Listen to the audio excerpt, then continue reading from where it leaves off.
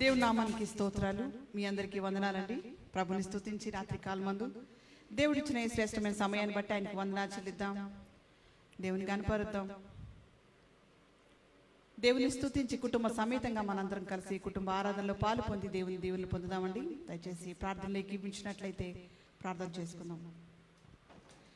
పరిశుద్ధ పరమ తండ్రి, ఘనమైన రాజా, మీ ఘనమైన ఉన్నతమైన మహోన్నతమైన నామానికి వేల కొలది వందనాలు నాయన. రాజులకు రాజు, ప్రభులకు ప్రభు, దేవతలకి దేవుడు, అన్ని నామముల కంటే పైనామం ధరించిన ఘనమైన మహారాజు మీరు మాకు దేవుడుగా, ప్రభుగా, రక్షకుడుగా ఉన్న విధానాన్ని బట్టి స్తోత్రాలు. మమ్మల్ని నీతిమంతులుగా చేయడానికి ఈ లోకానికి రిక్తుడుగా, దీనుడుగా నాయన ఈ లోకానికి దిగి వచ్చి నాయన మానవ రూపంలో మా పాపాల నిమిత్తమై మీరు పాపిగా మార్చబడి నాయన మీ పరిశుద్ధతని, మీ పవిత్రతని, మీ నీతిని మాకు ఇవ్వడానికి, మా కొరకు మరణించడానికి లోకానికి వచ్చి మా కొరకు మరణించి సమాధి చేయబడి నాయన మూడవ నాడు తిరిగి లేచి నాయన మరణాన్ని జయించిన దేవుడా మీకు వందనాలైనా స్తోత్రాలు. మాకు కూడా నాయన మరి ప్రభువా మరణంపై విజయాన్ని ఇచ్చి నిత్యము జీవించే నిత్య జీవం అనే భాగ్యాన్ని మాకు ఇచ్చిన విధానాన్ని బట్టి మీకు స్తోత్రాలు. మీరిచ్చిన ఉచిత రక్షణను బట్టి మీకు వందనాలు స్తోత్రాలు. కేవలం మీ అందు విశ్వాసం ఉంచడం ద్వారా మమ్మల్ని నీతిమంతులుగా చేసిన తండ్రి మీకు స్తోత్రాలు. మీరిచ్చిన రక్షణ భాగ్యాన్ని బట్టి మీకు స్తోత్రాలు. మాకిచ్చిన నిత్య జీవాన్ని బట్టి మీకు వందనాలైనా స్తోత్రాలు. ఏమిచ్చి గణపరచగలం ప్రభువా? మీరు చేసిన మేలును బట్టి, ఉపకారాన్ని బట్టి హృదయపూర్వకమైన కృతజ్ఞత స్తుతి స్తోత్రాలు మీకు సమర్పించుకుంటున్నాం తండ్రి. ఈ రాత్రి కాలమందు మేమందరం కలిసి మిమ్మల్ని స్తుతిస్తూ నాయన మరి ప్రభువా మిమ్మల్ని ఆరాధిస్తుండగా పాటల ద్వారా మహిమ పొందండి. మీ మాటలు మీ దాసుల ద్వారా మాకు అనుగ్రహించండి. మీ వాక్యం మా పాదములకు దీపమైనది నాయన. మేము ఎటు వెళ్ళాలో నాయన మాకు వెలుగు చూపించి నాయన మాకు మార్గాన్ని చూపించేవారుగా మీరుండి నాయన మీ యొక్క నీతి మార్గంలో, భక్తి మార్గంలో, రక్షణ మార్గంలో మేము నడవడానికి నాయన మీరిచ్చిన రక్షణని, అనుదిన రక్షణ కొనసాగింపజేస్తూ నాయన సంపూర్ణ రక్షణ కొరకు నాయన సిద్ధపడుతూ మిమ్మల్ని మహిమపరిచే వారంగా మీరు మాకు తోడే నడిపించుకోండి. ఇంకా ఎవరైతే రక్షించబడలేదో, ఇంకా ఎవరైతే మీరిచ్చే ఉచితమైన గిఫ్ట్ని నాయన మరి ప్రభా నిత్య జీవం అనే బహుమానాన్ని పొందుకోలేదో నాయన ఇది నాయన మరి ప్రభా అనుకూల సమయంగా ఈనాడే రక్షణ దినంగా వారికి ఉండటానికి సహాయం చేయండి. వారి హృదయాలు మీకు ఇవ్వడానికి సహాయం చేయండి నాయన. వారి హృదయాల్లో మిమ్మల్ని ఆహ్వానించడానికి సహాయం చేయండి ప్రభా. మీ అందు విశ్వాసం ఉంచి మీ బిడ్డలవడానికి సహాయం ఇచ్చి నడిపించమని వేడుకొంచున్నాను దేవా మీకు స్తోత్రాలు. ఎవరైతే అనారోగ్యంతో నాయన బాధలో ఉన్నారో, అది ఎటువంటి బలహీనతనప్పటికీ యేసు నామములో మీరు దూరపరిచి మీ నామములో సమస్తము సాధ్యం ప్రభా. సమస్తము సహాయం ఇచ్చి నడిపించే దేవుడు నాయన. బిడ్డలకు విడుదలను దయచేసి నాయన మీరే తోడేయండి, నడిపించండి.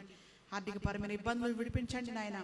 మీరే సహాయం ఇచ్చి నాయన ఎటువంటి పరిస్థితిని అయినా మార్చగలిగిన శక్తివంతుడైన దేవుడు మీరున్నారని విశ్వాసంతో ముందు కొనసాగే కృపను గురించి రాత్రి కాలపు నాయన మరి ప్రభు ఆరాధన అంతట్లో నాయన మీరే తోడేయండి. మహిమ ఘనత ప్రభువాలు పొందుకోమని యేసయ్య ఘనమైన నామంలో స్తుతించి ప్రార్థించి వేడుకొంచున్నాను తండ్రి, ఆమేన్.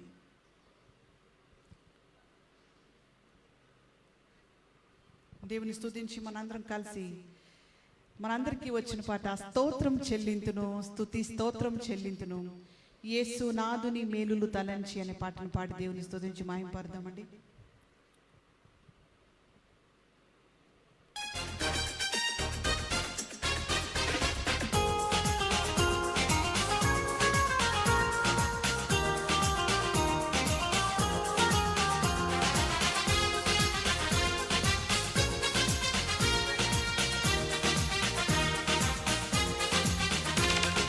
స్తోత్రం చెల్లింతును, స్తుతి స్తోత్రం చెల్లింతును,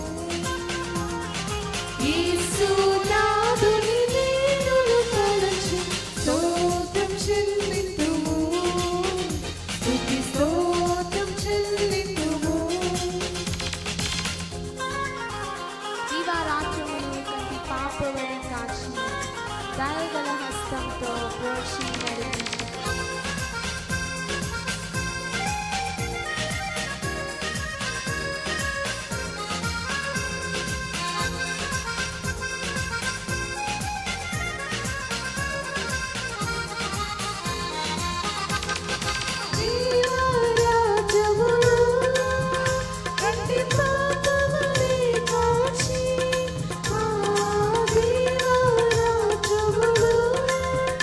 అంటే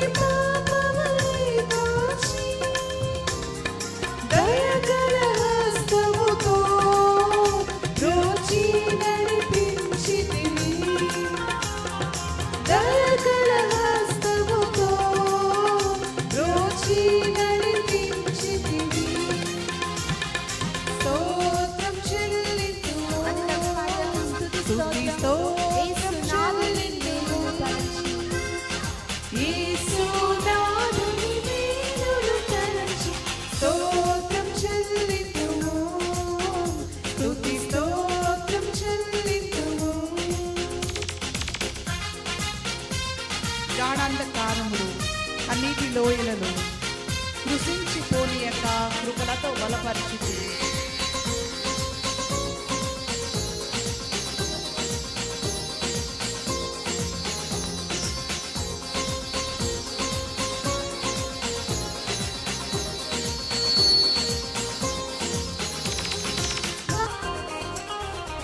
సిలువను మోసుకొని సువార్తను చేపట్టి యేసుని వెంబడింప ఎంత భాగ్యమునిచ్చితివి.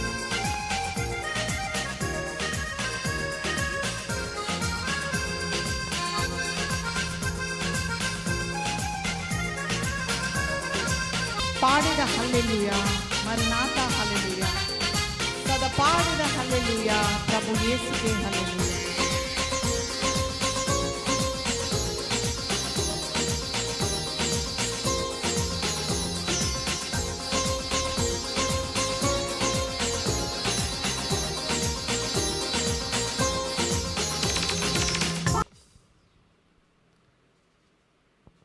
అందరు కలిసి మరొక పాట పాడదామండి.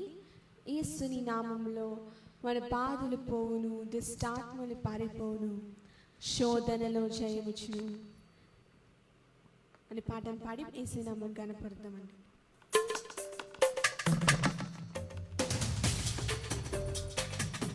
నిజంగా మన యేసుని నామములో మన బాధలు పోవు. ఎటువంటి బాధ అయినప్పటికీ, ఎన్ని శ్రమలైనప్పటికీ దుష్టాత్మలు పారిపోవును. శత్రు కుతంత్రాన్ని దేవుడు లయపరిచే దేవుడు. ఆయన్ని మయంపరిచి ఆయన స్తుతిద్దాము.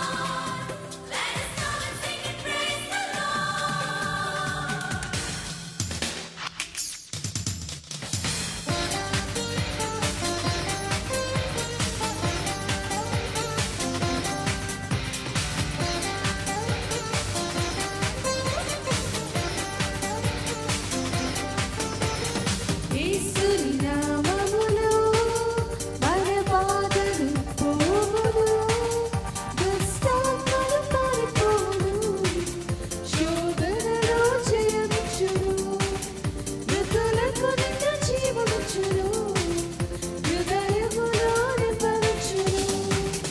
యేసు రక్తముకి, యేసు నామముకి యుగ యుగములకు మహిమే. అభిషేకులను తన దాసులను ప్రతి సమయమున జయమే. యేసుని నామములో మన బాధలు పోవును, దుష్టాత్మలు పారిపోవును, శోధనలో జయమిచ్చును, మృతులకు నిత్య జీవమిచ్చును, హృదయములో నింపవచ్చును.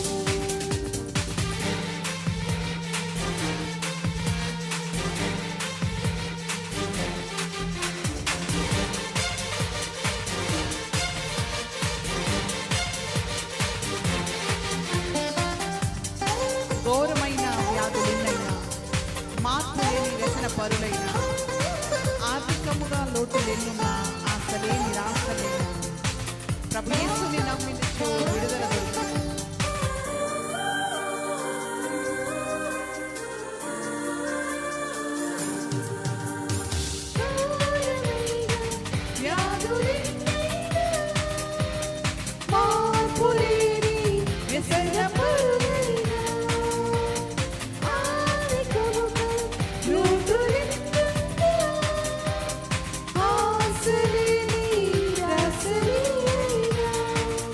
ప్రభు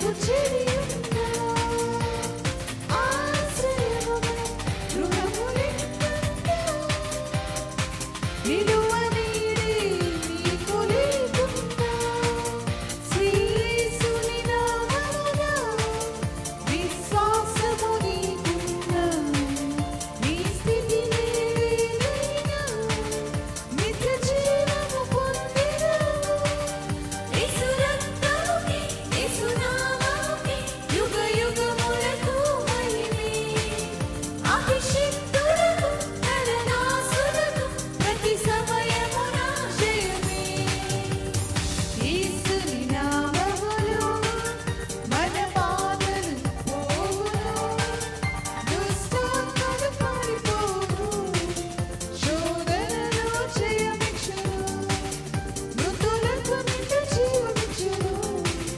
హృదయమున నింపవచ్చును Jesus Christ is the Lord of all. Jesus Christ is the Prince of Peace. దేవుని స్తుతించి ఈ రాత్రి కాలమందు నిజముగా యేసుని నామములో మన బాధలు పోవును. ఆయన నామములో మనకి దేవుడు ఇచ్చిన గొప్ప విడుదలను బట్టి ఆయనకి వందనాలు చెల్లించి పాపం అనే చీకటి ఊబిలో నుంచి మనల్ని పైకి లేవనెత్తి మునుపు దూరస్తులు ఆయనకి శత్రువులుగా ఉన్న మనల్ని దేవుడు మిత్రులుగా చేసుకుంటానికి ఆయన ప్రియ కుమారుని లోకానికి పంపించి ఆయన కార్చిన పుణ్య రక్తం ద్వారా ఆయన చేసిన శిలువ యాగం ద్వారా మనల్నందరినీ కూడా తన బిడ్డలుగా చేసుకుని ఆయన యందు ఎవరైతే విశ్వాసం ఉంచుతారో ఎవరైతే ఆయన అంగీకరిస్తారో వారిని తన బిడ్డలుగా తన సొత్తుగా తన స్వాస్యంగా చేసుకుని ఆయన మహింపరిచే బాధ్యతనిచ్చిన దేవునికి వందనాలు చెల్లిద్దామండి. మాతో కలిసి పాటల ద్వారా దేవుని స్తుతించి కుటుంబ ఆరాధనలో దేవుని మహిమపరిచిన ప్రతి ఒక్కరికి ప్రత్యేకమైన వందనాలు. అనుదినము మనం ఈ విధంగా కుటుంబ ఆరాధనలో దేవుని స్తుతిస్తూ దేవుని గణపరుస్తూ దేవుని మహింపరిచే బాధ్యతనిచ్చిన విధానాన్ని బట్టి మేము ఎంతగానో దేవునికి వందనాలు చెల్లిస్తున్నాం. ఉదయకాలపు ఆరాధనలో కూడా శ్రేష్టమైన వర్తమానాలు విని దేవుని సన్నిధిలో దేవుని బిడ్డల మధ్యలో ఆరాధించి దేవుని సన్నిధిలో ఆనందించడానికి దేవుడిచ్చిన కృపను బట్టి దేవునికి వందనాలు చెల్లిస్తూ ఈ రాత్రి కాలం మందు మరొకసారి ఆయన స్తుతించే బాధ్యతనిచ్చిన విధానాన్ని బట్టి ఆయన ఎంతోనూ మహింపరుస్తున్నామండి. ఆయన ఎవరో ఎరిగిన వారమై ఆయన గురించి తెలుసుకునే కృపను దేవుడు మనకిచ్చి ఆయన సన్నిధిలో సంతోషించి ఆయన సన్నిధిలో మహిమపరిచే బాధ్యతనిచ్చిన దేవునికి ఎంతగానో కృతజ్ఞతాస్తులు మేము చెల్లిస్తున్నాం. రాత్రి కాలం ముందు కూడా మరొక శ్రేష్టమైన వర్తమానాన్ని విందాం.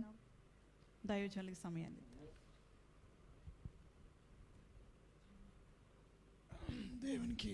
దేవునికి స్తోత్రాలు. మీ అందరికీ వందనాలు. ప్రతిరోజు ఈ విధంగా లైవ్ ద్వారా ఇప్పుడు వచ్చి దేవుని మహాకృపను బట్టి ఎన్ని రోజులు దగ్గర 100 వర్తమానాలు ఎన్ని ఉంటారు మీరు 3 నెలలు దగ్గర. So that's good that we learn lot of biblical stuff if you are not absent. ఒక్కరోజు కూడా మిస్ అవ్వలేదు అనే వాళ్ళకి నేను బహుమానం ఇవ్వాలనుకుంటున్నాను. కనుక మీరు ఒకవేళ నిజంగా మిస్ అవ్వకుండా ఉంటే ఈ నెలాఖరికల్లా మీకు బహుమానం ఇస్తాను. ఒక్క మిస్ అయినా సరే బహుమానం లేనట్టు.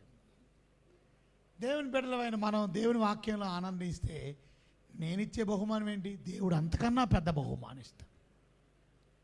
సో దేవుని వాక్యాన్ని ప్రేమించి ప్రతిరోజు ఈ విధంగా దేవుని వాక్యాన్ని వింటున్నటువంటి మీకు అందరికీ ప్రత్యేకమైన వందనాలు. నీతిమంతుడైన దేవుడి గురించి మనం ధ్యానం చేస్తున్నాం. మన దేవుడు నీతిమంతుడు. తండ్రి నీతిమంతుడు, కుమారుడు నీతిమంతుడు, పరిశుద్ధాత్ముడు నీతిమంతుడు. సో పరిశుద్ధాత్మ నీతిమంతుడి గురించి చెప్పే ముందు ఇవాళ యేసుక్రీస్తు ప్రభువారు నీతిమంతుడైన దేవుడు మీరు నేను కూడా నీతిమంతులు అవ్వడం కొరకై ఆయన నీతిని మనకి ఇవ్వడం కొరకై ఆయన చేసినటువంటి శిలువ త్యాగం, ఆయన చేసిన శిలువ త్యాగాన్ని మనం వినడం మర్చిపోకూడదు. సో శిలువలో ఎక్స్చేంజ్ జరిగింది. బదులు ఆయన నీతి మనకిచ్చాడు, మన పాపం ఆయన తీసుకున్నాడు. రేపు ప్రపంచానికి తీర్పు తీర్చినప్పుడు కానీ దేవుడు ప్రజల్ని ఎలాగా దృష్టిస్తాడు అని అంటే మనం క్రైస్తవులమా క్రైస్తవేత్తరులమా ఇది కాదు. మీరు ఇంగ్లీష్ దొరలా తెలుగు దొరలా ఈ కాదు. మీరు నల్లోళ్ళ తెల్లోళ్ళ పొట్టోళ్ళ పొడుగోళ్ళ ధనవంతుల పేదోళ్ళ జబ్బు కలిగిన వాళ్ళు జబ్బు లేని వాళ్ళు ఇది కాదు. రేపు అంటే దేవుడు ప్రజలందరినీ ఇప్పుడు కానీ రేపు కానీ వ్యూ చేసే విధానం ఎలా ఉంటుందంటే నీతిమంతులు అనీతిమంతులు, లేక నీతిమంతులు దుష్టులు. సో దుష్టులు ఎలా ఉంటారు, నీతిమంతులు ఎలా ఉంటారో దేవుని వాక్యం మనం చూసాం. కీర్తనకారుడు దావీదు అంటాడుగా, దుష్టుల మార్గం నాశనమునకు నడుపును, యెహోవా నీతిమంతుల మార్గం యెహోవాకు తెలియదు. So righteous unrighteous, righteous wickedness. దేవుడు చూసే విధానం ఎలా ఉంటుందంటే గాడ్లీ అన్గాడ్లీ, దైవికమైన వారు దైవికం లేనివారు, లేక భక్తి కలిగిన వారు భక్తి లేనివారు. ఇంకా దేవుని విధానం ఎలా ఉంటుందనంటే విశ్వాసి అవిశ్వాసి, బిలీవర్ నాన్ బిలీవర్. ఇంకా దేవుని యొక్క చూపు మనం మాట్లాడుకుంటే child of light, child of darkness, చీకటి సంబంధులు వెలుగు సంబంధులు, child of God, child of demon, దయ్యం పిల్లలు. సో దుష్టిని బిడ్డలు దేవుని బిడ్డలు, ఇది చూస్తాడు దేవుడు. షీప్ గోట్, గొర్రెలు మేకలు. ఒక మాటలో సింపుల్గా చెప్పాలంటే రక్షించబడిన వాళ్ళు రక్షణ లేని వాళ్ళు, సేవ్డ్ అన్సేవ్డ్. చూడండి ఎన్ని మాటలు చెప్పాను, దగ్గర 8 మాటలు చెప్పాను. నీతిమంతులు అనీతిమంతులు, నీతిమంతులు దుష్టులు, భక్తి కలిగిన వాళ్ళు భక్తి లేని వాళ్ళు, విశ్వాసులు అవిశ్వాసులు, చీకటి సంబంధులు వెలుగు సంబంధులు, దేవుని బిడ్డలు దయ్యం బిడ్డలు, షీప్ గొర్రెలు మేకలు, రక్షించబడిన వారు రక్షణ లేనివారు. రాసుకుంటున్నారా మీరు? నీతిమంతులు అనీతిమంతులు, రైచియస్ అన్ రైచియస్, నీతిమంతులు దుష్టులు వికెడ్ పీపుల్, గాడ్లీ అన్గాడ్లీ, భక్తి కలిగిన వాళ్ళు భక్తి లేని వాళ్ళు, బిలీవర్ అన్బిలీవర్, విశ్వాసి అవిశ్వాసి, child of light child of darkness, వెలుగు సంబంధులు చీకటి సంబంధులు, child of God child of demon, దేవుని బిడ్డలు దయ్యం బిడ్డలు. మళ్ళీ రిపీట్ చేస్తున్నాను ఎందుకంటే మీరు రాసుకుంటున్నారు కనుక. గొర్రెలు మేకలు, రక్షించబడిన వారు రక్షణ లేనివారు. సో దేవుడు ఆ విధంగా చూస్తూ ఉన్నప్పుడు మనం ఎలా ఉన్నాం అనేది ప్రశ్న. మరి మీరు నీతిమంతులేనా? నీతిమంతులు ఎలా అవుతాం? మన క్రియల వల్ల నీతిమంతులు అవ్వం, మన పనుల వల్ల మనం నీతిమంతులు అవ్వం. It's only because of his grace, ఆయన కృప చేత. మనం ఏం చేసాం? నమ్మేమంతే. ఆ మాట మర్చిపోకండి. కాబట్టి నమ్మువారు. అందరూ ఓపెన్ చేయండి బైబిల్ని. రోమీయులకు రాసిన పత్రిక 3వ అధ్యాయం.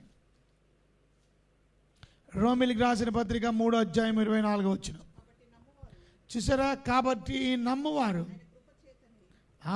ఆయన కృప చేత క్రీస్తు యేసునందలి విమోచనం ద్వారా ఉచితంగా నీతిమంతులుగా తీర్చబడుచున్నారు. ఉచితంగా మనం నీతిమంతులుగా తీర్చబడతాం. ఎలాగా? ఆయన కృప చేత నమ్మడం బట్టి యేసు క్రీస్తు నందలి విమోచనం ద్వారా ఉచితంగా మనం నీతిమంతులు చేర్చదు. సో మన దేవుడు నీతిమంతుడు, ఆయన బిడ్డలమైన మనం నీతిమంతులు ఉండాలని నమ్మే వారిని దేవుడు నీతిమంతులు చేస్తాడు. By just believing, trusting God, you and me become righteous. అందుకని పాట పాడుకుంటాం. ఏం పాట? యేసుని నమ్మెడివారు ఆయన ఉచిత కృపతో నీతిమంతులై ఎదరు. యేసుని నమ్మెడివారు ఆయన ఉచిత కృపతో నీతిమంతులై ఎదరు. మీరు బైబిల్ రోమిల్ రాసిన పత్రిక 3వ అధ్యాయంలోనే ఉన్నారా? 3వ అధ్యాయంలో 24 వచనం మాత్రమే కాదు, అందులోనే చాలా వచనాలు మీకు చూపిస్తాను. నీతిమంతులు ఎలాగవుతాం? నమ్మడం బట్టి. ఒక 3వ అధ్యాయంలోనే ఎన్నిసార్లు రాశారో చూపించినా మీకు. 3వ అధ్యాయం 22వ వచనం చూడండి. 3వ అధ్యాయము 22వ వచనం. యేసుక్రీస్తునందు విశ్వాసం మూలమునదై నమ్ము వారందరికీ కలుగు దేవుని నీతి అయి ఉన్నది. నమ్మేవారందరూ యేసుక్రీస్తు విశ్వాసం మూలమునై నమ్మువారందరికీ దేవుని నీతి పొందుకుంటాం. 23లో అందుకే అన్నాడు, ఏ భేదం లేదు, అందరూ పాపం చేశారు, అందరూ పాపులే. కనుక 24వ వచనంలో కాబట్టి మీరు చేయవలసింది ఆయన నమ్మువారు కృపచేతన, ఆయన కృపచేతన క్రీస్తు యేసున విమోచన ద్వారా ఉచితంగా నీతిమంతులు తెచ్చారు. ఎన్నిసార్లు చూపించాను మీకు? 2 సార్లు. 22వ వచనంలో, 24వ వచనంలో. నెక్స్ట్ 26వ వచనం చూడండి. చూసారా? క్రీస్తు యేసు రక్తం అందలి విశ్వాసం ద్వారా ఆయన కరుణాధారముగా బయలుపరచు. దేవుడు అప్పటి కాలమందు తన నీతిని కరుపరుచు నిమిత్తం తాను నీతిమంతుడును యేసునందు విశ్వాసము గలవారిని నీతిమంతులుగా తీర్చువాడునై యుండుటకు ఆయన్ని అలా చేశాను. ఎంత క్లియర్గా ఉందో చూసారా? యేసుక్రీస్తు నీతిమంతుడు, తాను నీతిమంతుడని యేసునందు విశ్వాసము గలవారిని, యేసుక్రీస్తునందు విశ్వసించిన వారందరినీ నీతిమంతులుగా తీర్చివాడై యుండుటకు ఆయన అలా చేసి. ఎన్ని మార్కులు చూపించాను? 3. ఇదే అధ్యాయంలో 28వ వచనం చూడండి.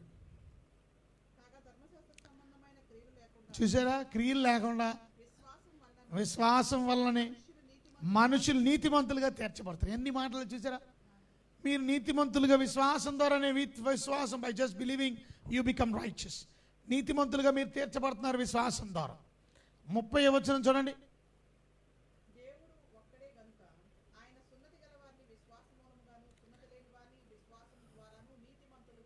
చూడండి, విశ్వాసం ద్వారానే మీరు నీతిమంతులుగా తీర్చబడతారు.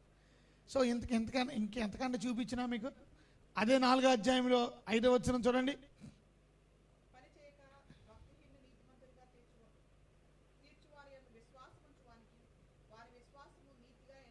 చూసారా? అంటే ఏంటి అర్థం? అందుకే నేను 3వ వచనం చదివితే, అబ్రహాము దేవుణ్ణి నమ్మెను, అది అతనికి నీతిగా ఎంచబడెను. సో నమ్ముట వలన మీరు నేను ఏమవుతున్నాం చెప్పండి? నీతిమంతులు అవుతున్నాం. అర్థమైందా మీకు? సో మీరు నేను నీతిమంతులు అవ్వాలి అని అంటే my just believing in the lord Jesus Christ. So మనం నీతిమంతులు అవ్వడం కొరకు యేసుక్రీస్తు ఈ లోకానికి వచ్చారు. ఒక సింపుల్ లాజిక్ చెప్తాను, జాగ్రత్తగా వినండి. మనం అందరం పాపులమా నీతిమంతులమా? ఒకప్పుడు పాపులు. మనం పాపులం ఎలా అయ్యాం? పాపము చేయడం వల్ల పాపులం అయ్యామా, లేక పాపులు గనుక పాపం చేస్తున్నామా? బాగా అర్థం చేసుకోవాలి ఈ మాట, ఎప్పుడు మర్చిపోకండి. పాపులం గనుక పాపం చేస్తున్నాం, అంతేగాని పాపము చేయుట వలన ఏ ఒక్కరూ పాపులు అవ్వలే. ఇప్పుడు మళ్ళీ వెనక్కి వద్దాం కొంచెం. మనం పుట్టుకతో పాపులంగా ఏ రకంగా అయ్యాం? మనం పుట్టుకతో ఏ పాపం చేసామని పాపులం అయ్యాం? Very good. అంటే ఒకటి చేసిన పాపం, ఆదాం చేసిన పాపం, అతను చేసిన పాపం అందరికి ఇంప్యూట్ అయింది. ఇంప్యూట్ అయిందంటే అర్థం ఏంటంటే ఆయన చేసిన పాపం అందరికీ సంక్రమించింది. ముందు మీరు గమనించండి, ఇప్పుడు హెచ్ఐవితో బాధపడేవాళ్ళు మేము గ్రోసరీస్ ఇస్తాం వాళ్ళకి ప్రతి నెల. చూస్తే చిన్నపిల్లలు ఇన్ఫెక్ట్ అయి ఉన్నారు. వాళ్ళు చాలా చిన్నపిల్లలు, అంటే వాళ్ళు పెళ్ళి కూడా ఇంకా అవలే, పోనీ యవనస్తులు కాదు. వారేదో పాపము చేసి అమ్మాయితోనో అబ్బాయితోనో పాపం చేసి సెక్షువల్ కాంటాక్ట్ వలన వచ్చినటువంటి డిజీజ్ కాదు. వాళ్ళు చిన్న వయసు పిల్లలు. వాళ్ళని నేను అడిగినప్పుడు మరి మీకు ఎలాగొచ్చింది ఈ జబ్బు అని అడిగినప్పుడు ఆ పిల్లలతో పాటు ఉన్నవాళ్ళు పెద్దవారు అక్కడ ఉన్న స్టాఫ్ కొంతమంది నాతో చెప్పిన మాట ఏంటంటే, వాళ్ళ తల్లిదండ్రులకు వచ్చిన రోగం వాళ్ళ అమ్మ డెలివరీ టైంలోనే ఈ బిడ్డని కనినప్పుడు ఆమెకి ఎయిడ్స్ ఉంది, HIV ఉంది గనుక బిడ్డకి కూడా HIV సోకింది. ఎంత విచారకరమైన సంగతి. ఒకడు చేసిన తప్పు, వాళ్ళ బిడ్డ ఏ తప్పు చేయలేని ఆ బిడ్డకి అదే జబ్బు సోకింది. ఇప్పుడు కొన్ని మెడిసిన్స్ వచ్చినాయి కనుక ఇప్పుడు తల్లికి ఒకవేళ HIV ఉన్న బిడ్డకి రాకుండా చాలా మందులు వచ్చింది, వ్యాక్సిన్ లాంటిది వేస్తుంది. అంటే ఎందుకు ఈ మాట చెప్పానంటే, తండ్రి చేసిన తల్లి చేసిన ఒక మనిషిని ద్వారా పాపం అందరికీ సంక్రమించింది. సో మనం అందరినీ ఏమంటారు? పాపులు అంటారు. మనం ఎందుకు పాపులమయ్యాం? ఏ భేదం లేదు, అందరూ పాపం చేశారు. దేవుడు అనుగ్రహించి మహిమ పొందాలి. అందరూ పాపం చేయడం పుట్టుకతో పాపులు, అందుకనే పాపం కూడా చేస్తారు. మరి నీతిమంతులు అవ్వాలంటే, అందుకే జాగ్రత్తగా వింటే మీరు, ఒకడు చేసిన పాపం వల్ల అందరూ పాపులంగా ఎలాగయ్యాము? ఒకని నీతి వలన, ఒకని విధేయత వలన మనం అందరూ నీతిమంతులం అయిపోయాం. చూసారా మీరు? ఒకని పాపం వల్ల అందరూ పాపులం అయినట్టు, ఒకని నీతి వలన మనలో ఏ నీతి లేదు, బట్ దేవుని నీతి ఒకని విధేయత వలన మనందరినీ నీతిమంతులు చేశాడు. ఈ వచనం ఎక్కడ ఉంది? రోమిలికి రాసిన పత్రిక 5వ అధ్యాయంలో ఈ వచనం మీరు బాగా అండర్లైన్ చేసుకొని అర్థం చేసుకోవాలి. రోమిలికి రాసిన పత్రిక 5వ అధ్యాయము 19వ వచనం, 5:19. చూసారా? ఒక మనుష్యుని అవిధేయత వలన అనేకులు పాపులుగా ఎలా చేయబడితిరో. చూసారా? ఒక మనుష్యుని అవిధేయత వలన అందరూ పాపులుగా, అనేకులు పాపులుగా ఎలా చేయబడితిరో, అలాగే ఒకని విధేయత, ఎవరైనా ఒకని విధేయత, యేసు ప్రభు, ఒకని విధేయత వలన అనేకులు నీతిమంతులుగా చేయబడుదురు. ఒకని విధేయత వలన, by one man's obedience everyone become righteous. By one man's disobedience every person becomes sinner. ఎంత చక్కని మాట చూసారా? గనుక ఇవాళ దేవుని వాక్యం మనం నేర్చుకోవాల్సింది, ఒకని విధేయత వలన అనేకులు నీతిమంతులుగా తీర్చబడుతున్నారు. సో దేవుడు మనల్ని నీతిమంతులుగా ఎలా తీర్చాడు? ఆయన విధేయతను బట్టి. ఇప్పుడు మనం చేయవలసిన పని ఏంటి? ఆయన్ని నమ్ముకుంటే ఆయన నీతి మనకు వచ్చేసినట్టే. మన పాపాన్ని ఒప్పేసుకుంటే ఆ నీతి మనకి వచ్చేసినట్టు. ఎంత సింపుల్, అర్థమవుతుందా మీకు? దేవుని నీతి మన జీవితాల్లో రావాలి అని అంటే మనం చేయవలసిందేంటి?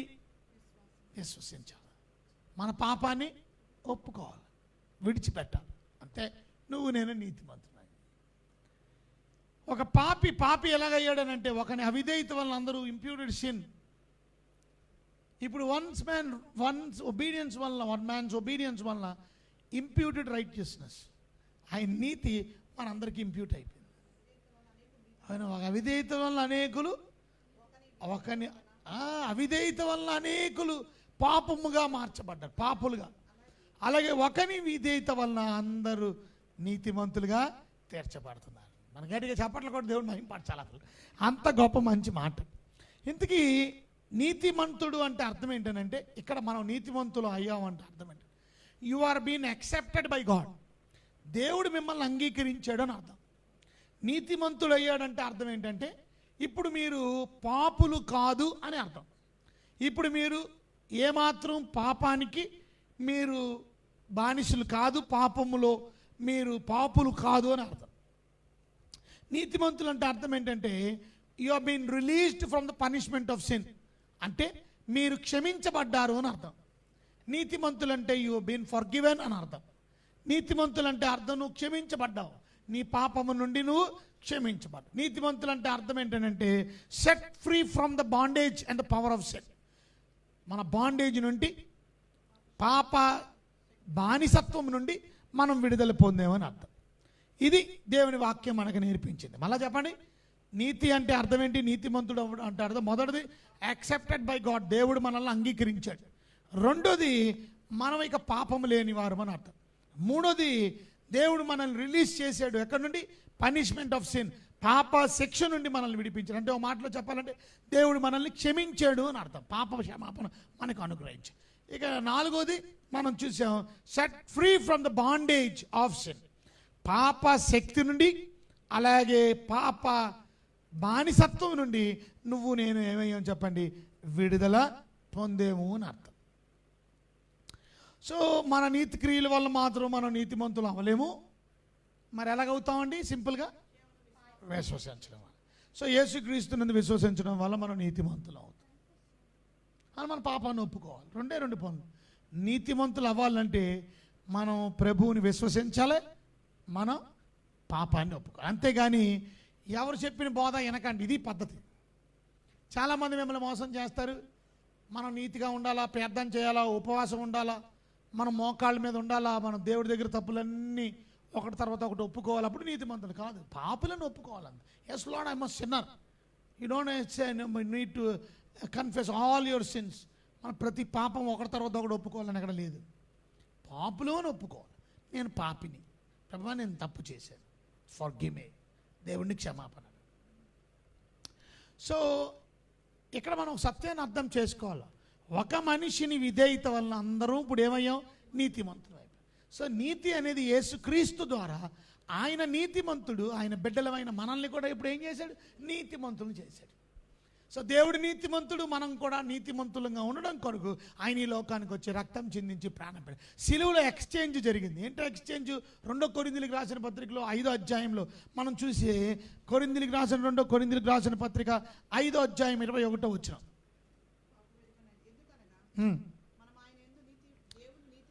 చూసారా? ఆయన యందు దేవుని నీతి అగునట్లు పాపము ఎరగని ఆయన మన కోసం పాపిగా చేశాను. పాపము చేయలేని యేసుక్రీస్తు మన కొరకు పాపిగా ఎందుకు అయ్యాడు? ఎందుకనంటే మనల్ని నీతిమంతులు చేయడం కొరకు. ఆయన నీతిని మనకిచ్చాడు, మన పాపాన్ని ఆయన తీసుకున్నాడు. So we have to be thankful. దేవుడికి మనం వందనాలు చెల్లించాలా?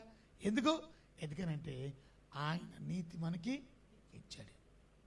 ఆయన నీతిని మనకిచ్చి మన పాపాన్ని ఆయన తీసుకున్నాడు. సో మీరు నేనేమయ్యాను చెప్పండి? నీతిమంతులు అయ్యాం. ఫిలిప్పీలకు రాసిన పత్రిక 1:11 చూడండి. ఫిలిప్పీలకు రాసిన పత్రిక 1వ అధ్యాయం 11 వచ్చింది.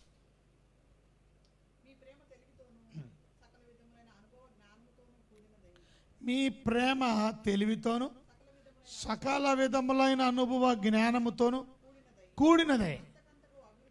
చూసారు? అంతకంతకు అభివృద్ధి పొందవలనని, ఇందువలన దేవునికి మహిమ స్తోత్రం కలుగునట్లు. అది యేసుక్రీస్తు వలన అయినటువంటి నీతి ఫలం. యేసుక్రీస్తు వలననే మనం నీతిమంతులు అవుతామని అర్థం ఇక్కడ. Through the atoning work that he accomplished on the cross, what Jesus has done for you and me become righteous. ఆయన చేసినటువంటి శిలువ త్యాగం, శిలువ మీద ఆయన చేసినటువంటి గొప్ప అద్భుతమైనటువంటి ఆ శిలువ మరణ త్యాగం ద్వారా నువ్వు నేను నీతిమంతులయ్యి. సో నీతి అనేది ఎలాగొస్తుంది మనకేనంటే ఆయన వల్లనే మనకు వస్తుంది. మరి ఇంతకీ పాత నిబంధన చట్టం, పాత నిబంధన ఆ ధర్మశాస్త్రం వల్ల మన నీతిమంతులు అవలేమా? అవలేము. ధర్మశాస్త్రములో మరి ధర్మశాస్త్రం దేవుడు ఎందుకు ఇచ్చాడు? దేవుడు ఎందుకు ఇచ్చాడు ధర్మశాస్త్రాన్ని?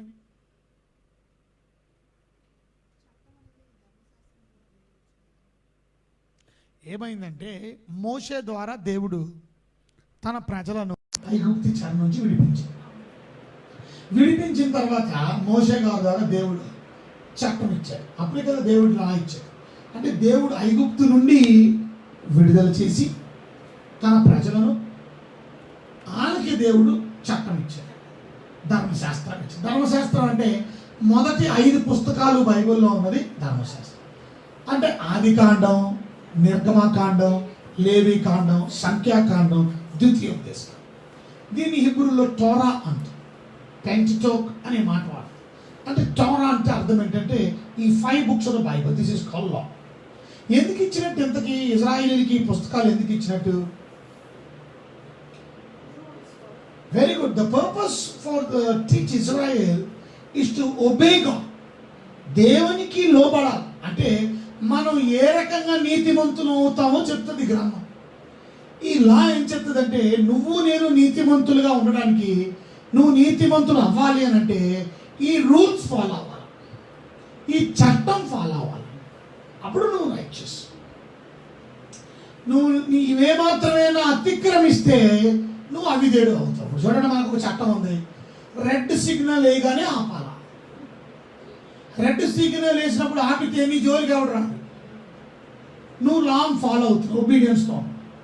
రెడ్ సిగ్నల్ వేసినట్టు వెళ్ళిపోతున్నావు అనుకో, నువ్వు చట్టాన్ని ఉల్లంఘించావు, నీకు ఫైన్ పడవచ్చు, నీకు యాక్సిడెంట్ అవ్వచ్చు. రూల్స్ ఉన్నాయి. అలాగే ధర్మశాస్త్రంలో కూడా రూల్స్ ఉన్నాయి. దేవుడు కొన్ని రూల్స్ అండ్ రెగ్యులేషన్స్ దేని గురించి ఇచ్చాడు? ఎందుకనంటే మనం నీతిగా ఎలా బ్రతకాలో దేవుని వాక్యం చెప్పాడు.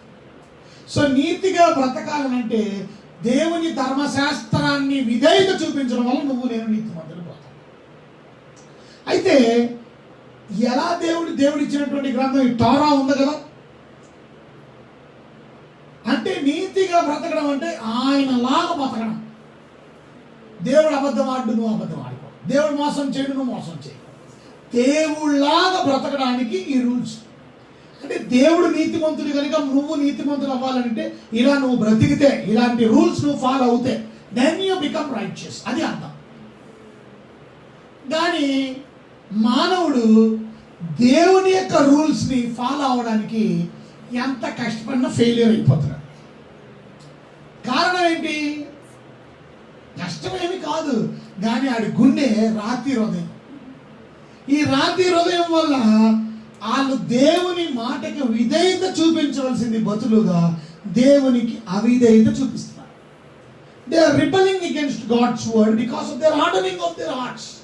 వాడి హృదయం గట్టిగా ఉన్నది, మళ్ళీ హృదయం రాతి హృదయం కనుక మారట్లా. తప్పు చేసిన మారితే అంత కఠినం చేసుకోకమ్మా, కొంచెం ఉరుకోమ్మారా. ఇప్పుడు ఒక భర్త భార్య ప్రేమగా ఉన్నాను, 3 పిల్లల్ని కనుగొన్నాడు. ఆ భార్య భర్తను వదిలిపెట్టి వెళ్ళిపోయింది. మరి నేను ఎన్నోసార్లు ఆ భార్యకి చెప్పా, అమ్మా వచ్చేసేయమ్మా, ఇంటికి తీసుకొచ్చాను, నేను మందిరానికి ప్రార్థన చేయించాను, మా ఫ్యామిలీ అంతా వెళ్ళాము, అమ్మాయిని తీసుకొచ్చాం, బిర్యానీ పొట్లాలు తెచ్చాం, బిర్యానీలు తింపి వాళ్ళతో మాట్లాడి ఇక్కడించైనా మంచిగా ఉండమ్మా అని చెబితే మళ్ళీ వారం రోజుల నుండి వెళ్ళిపోయింది. మరలా తీసుకొచ్చాం 3-4 సార్లు. ఇప్పటికీ 5-6 సంవత్సరాలు అయింది, ఆ ఆవిడ ఇంకా రాలేదు. 3 పిల్లలు ఉన్నారు. అంటే ఏమనుకోవచ్చు? ఆమె హృదయం చాలా కఠినమైనది, బండ హృదయం, రాతి హృదయం, మారని హృదయం. అలాగే ఇజ్రాయేలీలందరూ దేవుడు ఎన్ని రూల్స్ ఇచ్చినా సరే ఆ రూల్స్ని పాటించకుండా, ఫాలో అవ్వకుండా, they harden their hearts because they want to rebel against God. Instead of obedience to God, they తిరుగుబాటు చేశారు. కొంతమంది వినవలసిన వాళ్ళు మేము ఏం చేస్తాం అన్నట్టు. అప్పుడు దేవుడు అన్నాడు, ఓకే అయితే మీకు పని చేయాలా, మీ హృదయాలు రాతి హృదయాలు తీసేయాలా, మీకు మంచి హృదయం ఇవ్వడం కొరకే ఏర్పాటు చేయాలి. యెహెజ్కేలు గ్రంథంలో ఆ మాట మనం చదువుతాం. 11వ అధ్యాయం 9వ వచనం చదవండి. యెహెజ్కేలు గ్రంథం 11వ అధ్యాయం 19వ వచనం. యెహెజ్కేలు గ్రంథం 11-19.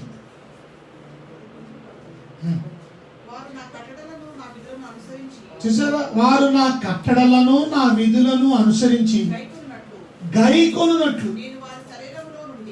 చూసారా, వారు నా కట్టడలను అనుసరించి నడవాలంటే నా విధులను అనుసరించాలి. నేను చేయాలా?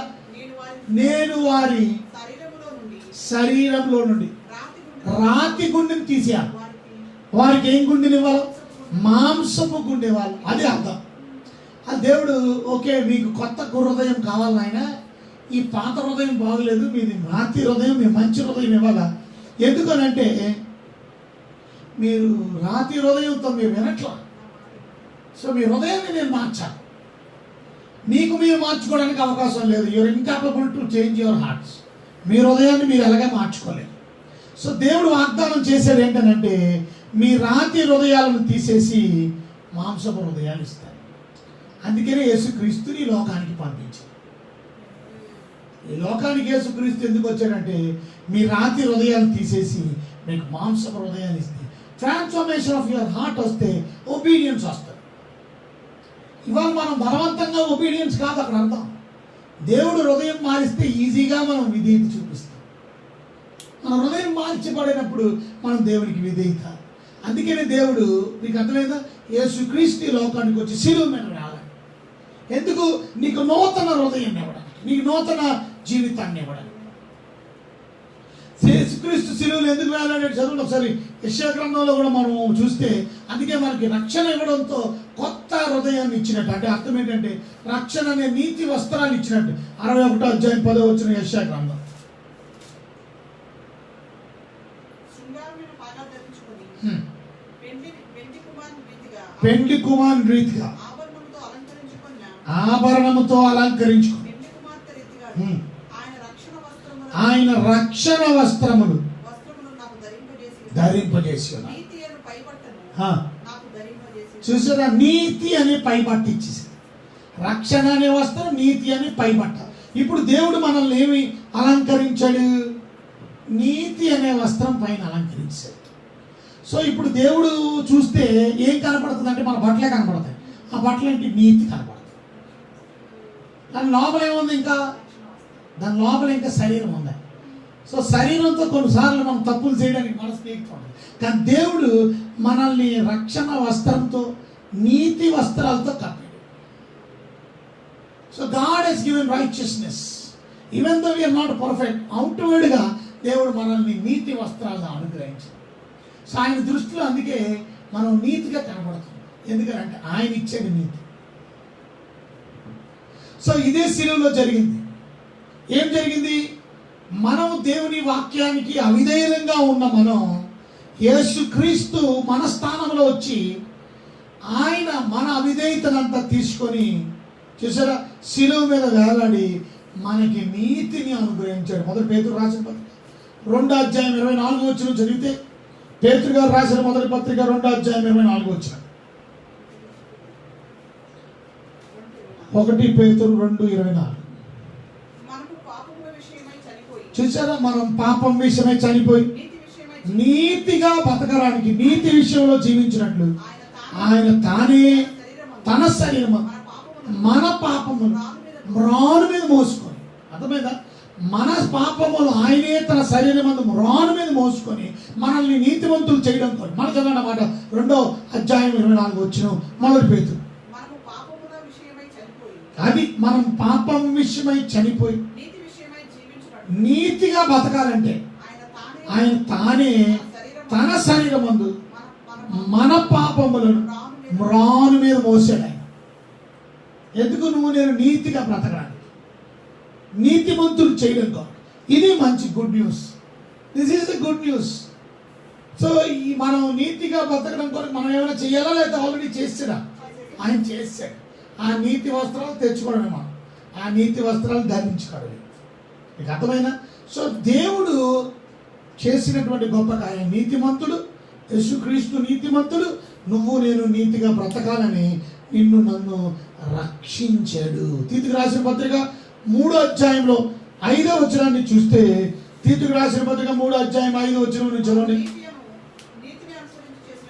అది మనము నీతిని అనుసరించి చేసిన క్రియల మూలముగా కాక అది తన కనికరము చెప్పునని పునర్జన్మ సంబంధమైన స్నానం ద్వారా పరిశుద్ధాత్మ మనకి, చూసారా, నూతన స్వభావము కలుగు చేయడం ద్వారా మనలను రక్షించను. అంటే మనం నీతిని అనుసరించి చేసిన క్రియల మూలముగా కాదు. It's not because what we have done. మనం ఏదో నీతిమంతులంగా నీతి ప్రార్థనలో, భక్తిలో, వాక్యములో, ఉపవాసంలో ఈ కాదు. కొంతమంది ఈ బోధ చేస్తారు. ఏదో చేసి నీతిమంతుడు. నువ్వేం చేయాల్సిన మనిషిలో ఉన్న దరిద్రమైన స్వభావం ఏంటంటే, నేను ఏదో ఒకటి చేసి నీతిమంతుడు అయిపో, నేను ఏదో ఒకటి చేసి పాపాలు పోగొట్టేసుకో. అందుకని జైలు దగ్గర జైలరు అధికారి అన్న ఎవరు లుదియా ఇప్పుడు పౌలు శీలా గారు ఆ ఫిలిప్పి జైల్లో ఉన్నప్పుడు ఏమైంది? ఆ జైలు అడిగారు, అయ్యలారా రక్షణ పొందడానికి నేను ఏం చెయ్యాలా? ఏదోటి చేయాలి, మానవులందరూ కూడా ఏదోటి చేయాలి. అప్పుడు పౌలు గారు పలానా చేయి లిస్ట్ ఇచ్చాడు. ఏమి చెయ్యం సార్, నువ్వు చేయవలసింది విశ్వాసం నుంచి అంతే, నువ్వు రక్షణ పొందుతావు. నీ ఇంట్లో వాళ్ళందరూ విశ్వసిస్తే ఇంట్లో వాళ్ళందరూ కూడా రక్షించడం ఒకటే. నువ్వు కానీ నీ ఇంట్లో వాళ్ళు కానీ ప్రభువునందు విశ్వసించే వాళ్ళందరూ నీవును నీ ఇంటి వారు రక్షించబడతారు. నువ్వు ఏమీ చెయ్యవు సార్, ఏం చేయాలి? ఉదాహరణ భోజనం వండుతున్న సమయంలో రాకుండా అంతా వండేసి బిర్యానీ, మాంసం కూర, సాంబార్ అన్ని రెడీ ఉన్నాయి, గెట్ట గోంగూర పచ్చడి చాలా చక్కగా అన్ని రెడీగా ఉంటే అప్పుడు వచ్చి ఏమండి నన్ను ఏం చేయమంటారు? ఏం చెయ్యం సార్, నా భోజనం పెట్టుకొని తిని ప్లేట్ తెచ్చుకో, నేను అన్నం పెడతాను, కూర వేస్తాను, సాంబార్ కట్ట వేస్తాను, గోంగూర చట్నీ వేస్తాను, శుభ్రంగా తిను. ఏం చేయమంటారు? ఉల్లిపాయలు పోయినా, మాంసం పోయినా, బియ్యం కడనా? బాబు ఏం చెయ్యం సార్, అదంతా చేస్తారంట. చెప్పండి, నేను ఏదో చేస్తాను. ఉల్లిపాయలు పోయినా కోసారు, ఆల్రెడీ ఉల్లిపాయ పచ్చడి కూడా అయిపోయింది, ఏమంటుందని కచ్చంబరి కూడా అయిపోయింది, పెరుగు చట్నీ కూడా ఇంకేం చేస్తారు, అన్నీ అయిపోయింది. కాక బిర్యానీ చేయనా? వద్దు, ఆల్రెడీ చేశారు. నువ్వు నేను చేయడానికి దేవుడు ఏమీ మిగల్చరా, everything has been done. So నువ్వు నేను చేయవలసిందేంటి? విశ్వసించాలి అంతే. అక్కడ ఏమని రాసిందంటే, మనము నీతిని అనుసరించి చేసిన క్రియల మూలముగా నువ్వు నేను ఏ పని చేయడం వల్ల నీతిమంతులము కానీ కనికరం చెప్పను. కనికరం చెప్పు. పునర్జన్మ సంబంధమైన స్నానం, వాక్యం వినడం ద్వారా, పరిశుద్ధాత్మ మీకు నూతన స్వభావం కలుగు చేయడం ద్వారా, పరిశుద్ధాత్మను మీకు నూతన స్వభావం మీరు రక్షించడం. ఇప్పుడు నెక్స్ట్ వచనం చదవండి. అది 6వ వచనంలో, తీతుకు రాసిన పత్రిక 3వ అధ్యాయం 6వ వచనం, ఆయన కృప వలన నీతిమంతులుగా తీర్చబడి, ఆయన కృప వలన నీతిమంతులుగా తీర్చబడి. అంటే ఇక్కడ అర్థమైందా మీకు? ఏమర్థమైంది?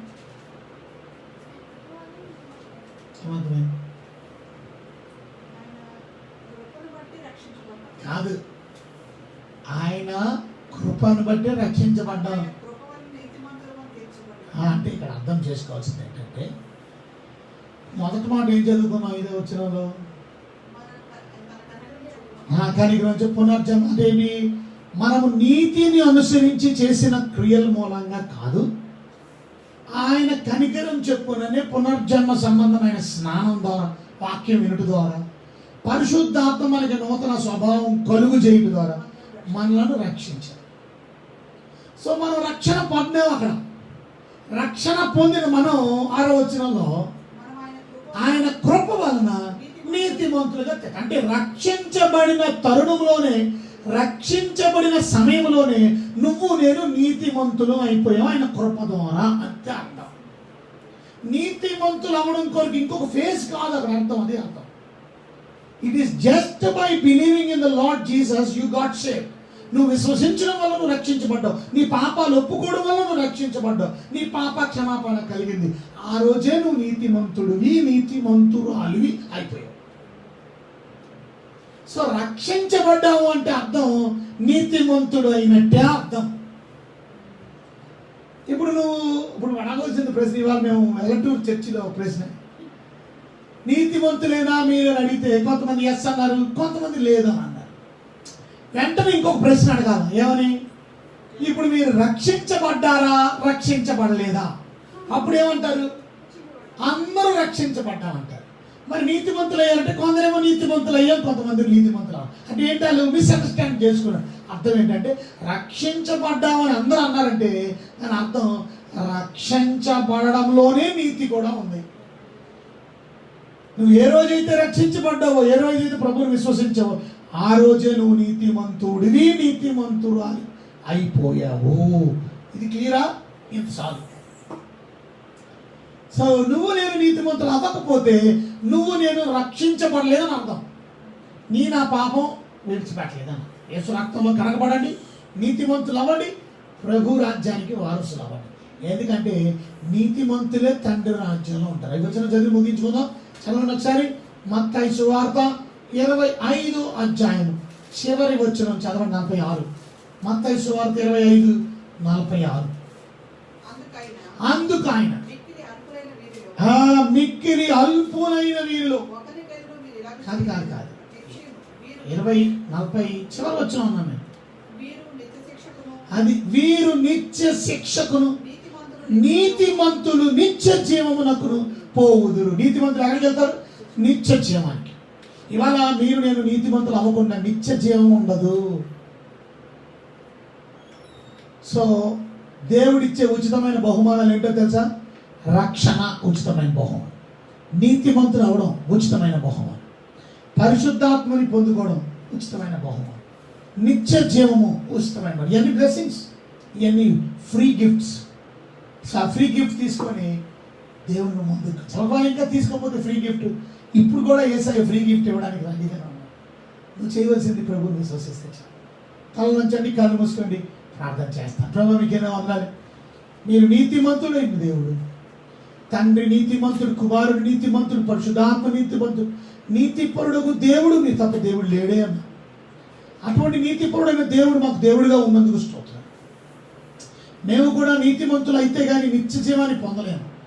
మరి నీతిమంతులు ఎలా అవుతాం? మేము రక్షణ పొందినప్పుడే నీతిమంతులు చేశారు, మిమ్మల్ని విశ్వసించినప్పుడే నీతిమంతులు చేశారు, శిలువలో మీరు మరణించిన వల్ల మమ్మల్ని నీతిమంతులు చేశారు, మీ రక్తంలో కడగబడిన మేము నీతిమంతులం అయ్యాం.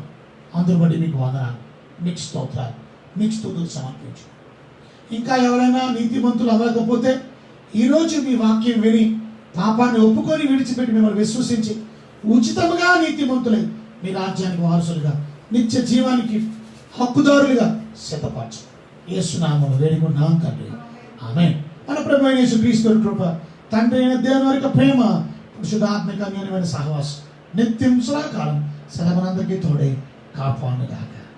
ఆమేన్, amen. God bless you. Thank you very much for joining. మరి ఉదయకాలం నుంచి ఆ సంఘాల్లో మేము కూడా బాగా అలసిపోయాం. ఇంకా మేము అట్లా కూడా మార్చుకోలేదు. ఇంకా మీటింగ్ నుంచి రావడమే మన లైవ్లోకి వచ్చి కూర్చున్నాం. చాలా సంతోషం. మీరు కూడా అలాగే అలసిపోయి కూడా దేవుని వాక్యంలో ఆనందించినందుకు దేవుడు తప్పక మీకు ప్రతిఫలం ఆశీర్వాదం ఇస్తాడు. నమ్మండి. నేను రేపు రాత్రి 9 గంటలకు కలుసుకుందాం. ఈ వాక్యం ఇతరులకి మేలుకరంగా ఉంటుందని నమ్మితే షేర్ చేయడం మర్చిపోకండి. ఇతరులు కూడా లైవ్కి ఆహ్వానించారు. రేపు రాత్రి 9 గంటలకి కలుసుకుందాం. అంతవరకు సెలవు. Good night, take care, have a blessed good night sleep.